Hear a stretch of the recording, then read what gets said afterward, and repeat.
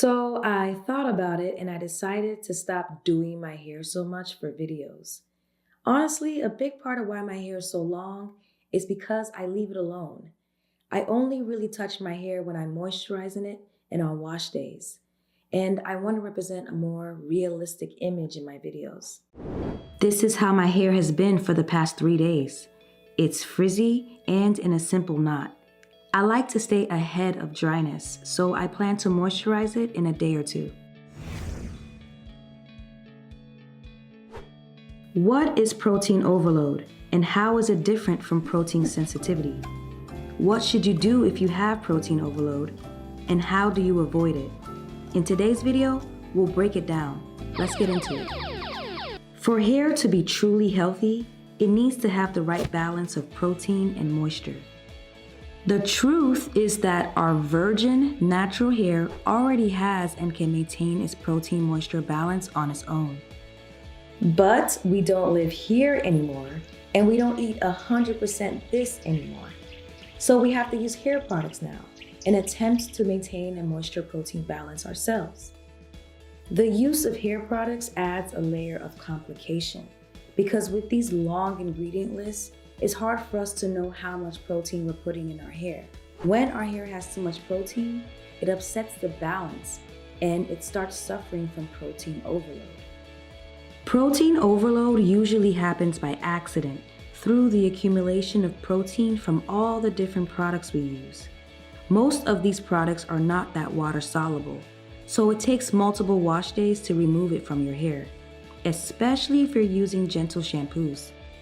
Over time, the proteins add up and stack on top of each other to the point where it becomes excessive, creating a hard, suffocating coat over the surface of your hair.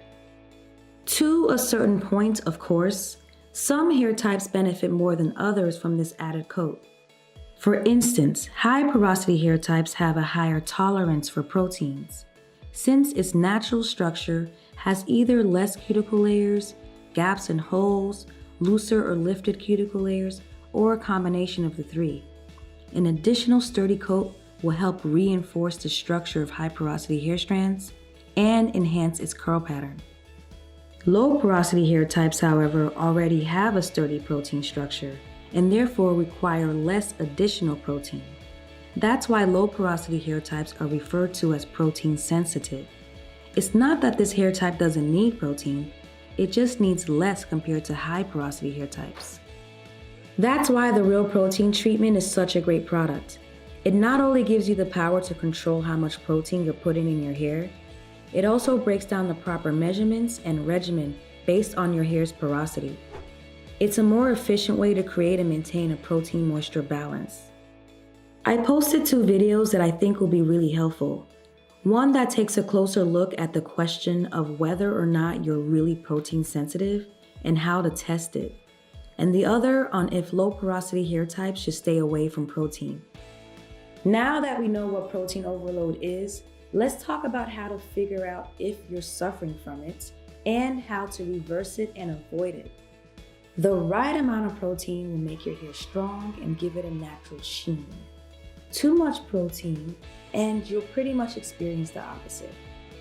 Brittle, breaking hair and ends, loss of shine, and loss of elasticity are definite signs of protein overload. Hair that is protein overloaded will also feel dry and stiff. Rather than shedding long hair strands, you may notice that your hair is breaking a lot in smaller pieces. You may be thinking, these symptoms sure do sound like some regular old dry ass hair. How do you tell the difference?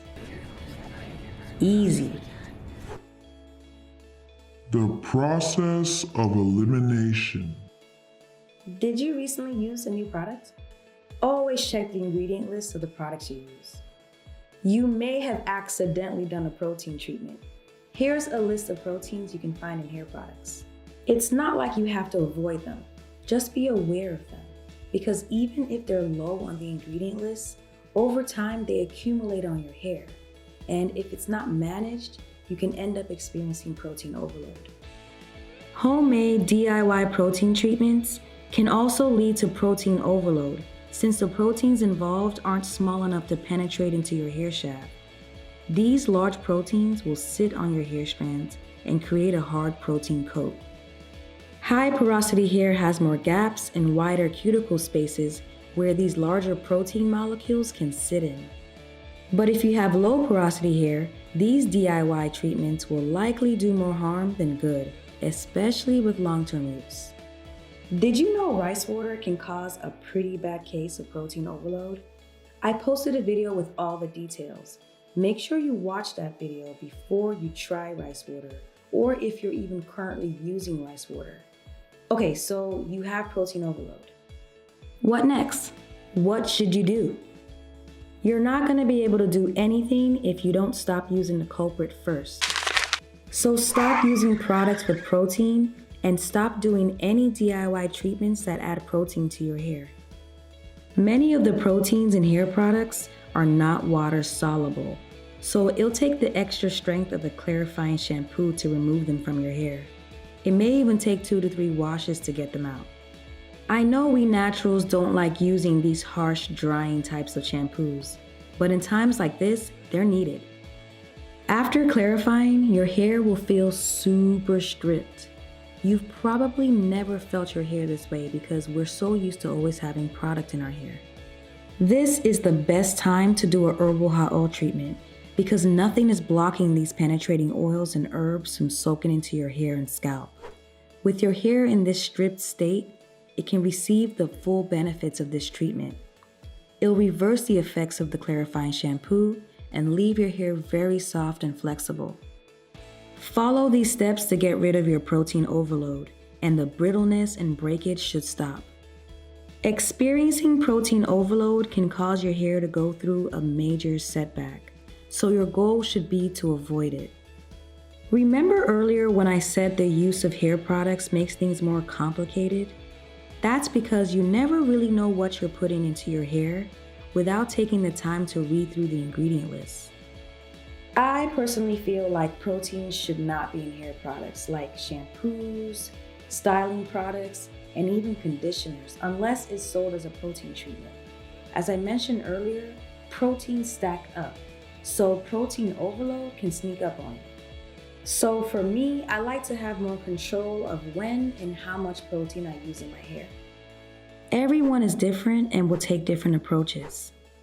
But for me, the only time I use protein in my hair is when I do a real protein treatment. It gives me all the control.